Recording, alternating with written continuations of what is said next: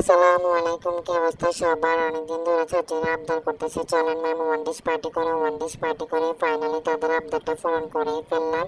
তো ওরা ছাদে অনেক সুন্দর করে ফ্লোরিং করলো, তারপর একে একে সবগুলো জিনিস তারা সাজিয়ে গুছিয়ে রাখতেছে।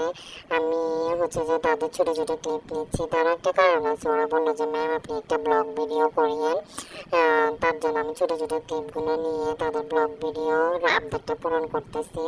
তো আর ভাবতেছি আমার ছাত্রীগুলো অনেক কাজের, মাসাল্লাহ মাসাল্লাহ আমাকে কিছু করতেই দিচ্ছে না। তারা সব কিছু সাজিয়ে গুছিয়ে রেডি করে ফেলছে। এরপর বলছে যে মা আপনি কেকটা কাটেন। তো আমি কেকটা কাটলাম, কেটে তাদের সবাইকে ভাগ করে দিলাম। তো আমরা কেক খাচ্ছি সবাই মিলে আর অনেক মজা করতেছি, গল্প করতেছি। এরপর যে কেকে সবগুলো ডিশ ট্রাই করতেছি, আর দুষ্টামি করতেছি ওদের সাথে। আমি ওদের বান্ধবীর মতোই ওদের সাথে অনেক মজা করি।